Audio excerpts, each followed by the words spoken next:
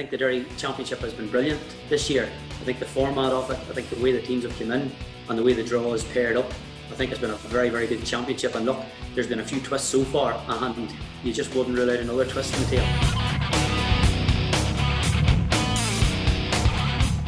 No, Ballinderry actually played very well in for long patches, and the likes of the performance of Ryan O'Neill and Sean Graham, who were very young, adding to that, Conor Nevin and Kevin McGuffin, just rolling back the years at fantastic games. So Ballinderry will be delighted with that result, because it's been a while from they've been in Celtic Park, and to get that result, it probably was touch and go going into it, but I thought they done brilliantly and controlled the game for long periods. Yeah, look, it's probably the toughest draw. In there, you'd MAGHERAFELT and current champions and SLAUGHTNEIL who are mad keen to get that crown back. But look, Ballinderry will go into that game with absolutely nothing to lose. They've a new team, bolstered by a lot of experience. And I just had seen a couple of bits and pieces. Paul Bradley, the manager, SLAUGHTNEIL, did allude to the fact that it's Ballinderry, they've that championship pedigree, and Ballinderry will not fear going to play SLAUGHTNEIL. Look, it's a massive challenge.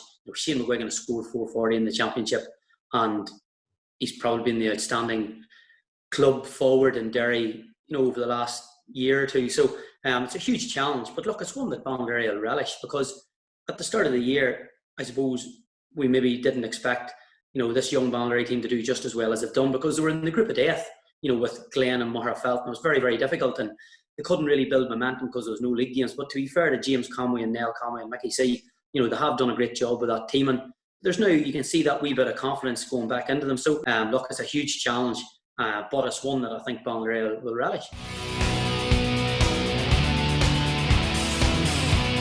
SLAUGHTNEIL have been the form team. They've racked up some massive scores, and with Shane McGuigan, Chrissy Bradley, Cormac O'Doherty, like the very formidable forward line, and that's before you ever mention, Chrissy McCaig, Brenton Rodgers. So SLAUGHTNEIL have scored heavy, but it's Shane McGuigan and Chrissy Bradley between them have got something like 64% or nearly 65% of all their scores. So they haven't had huge amount of scores outside of that. When you look at probably last week, Shane McGuigan and Chrissy Bradley scored 11 out of 15. So if Ballinderry could get to grips with those two players and try and limit the amount of ball in and the amount of damage they could do, suddenly SLAUGHTNEIL probably don't look as formidable then.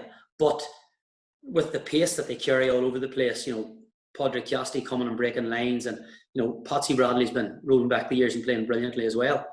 So there's probably an opportunity there, but it's a big ask to try and keep Shane McGuigan very, very quiet at this time, just the way he's playing. But SLAUGHTNEIL probably did surprise me last week in the fact that they played as defensively as they did. When we talked about it, we thought that Glen would do that and that SLAUGHTNEIL would push up man to man, and ultimately, as it turned out, it was the reversal. So SLAUGHTNEIL have learned from last year's defeat to Glen, and they've probably improved that. And without Ciarán McCaig, keeping that Glen team to just over double scores was good going.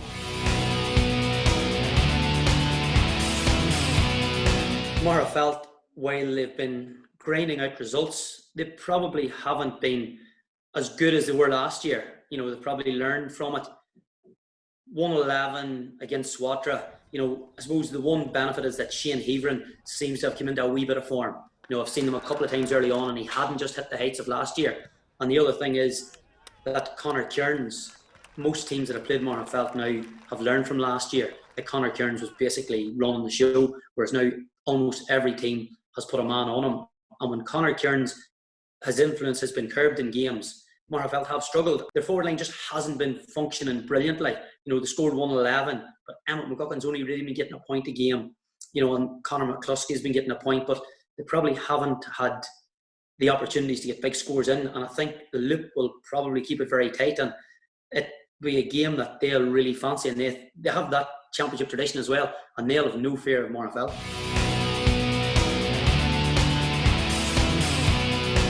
The LOUP probably disposed of Coleraine very, very easily.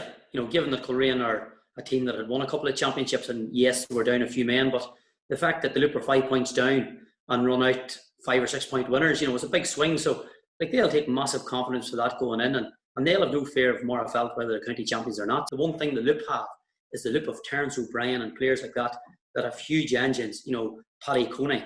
So they've got the players to mark them. So I think this is a game that the Loop will relish. Well, again, Keelan Devlin is a brilliant forward, along with the likes of Anthony O'Neill. So, you know, and they have reserves to come in on the bench. So, like last weekend, they scored not 16 against a Coleraine team who normally are very, very tight defensively, and they only conceded 1-8, and the majority of that was in the first half. So, you know, the Loop under Paddy Bradley and Kevin Brady have really, really done well this year.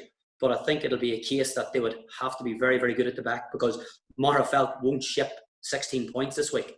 And that's what MAGHERAFELT's real strength is that they get Jared Monaghan sitting just at the top of the D, and they're very, very hard to break down. So I think if the Loop are going to beat MAGHERAFELT this week, they will need to really dictate terms in terms of the kickouts. And that's the other bit, is that, you know, both Oren Lynch and Thomas Mellon, like the strength of both teams is that they're both brilliant from their kickouts.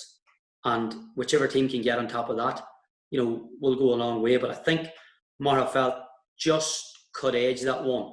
But if they do beat the Loop, it'll be just, because I don't think there's much between the two sides at the moment.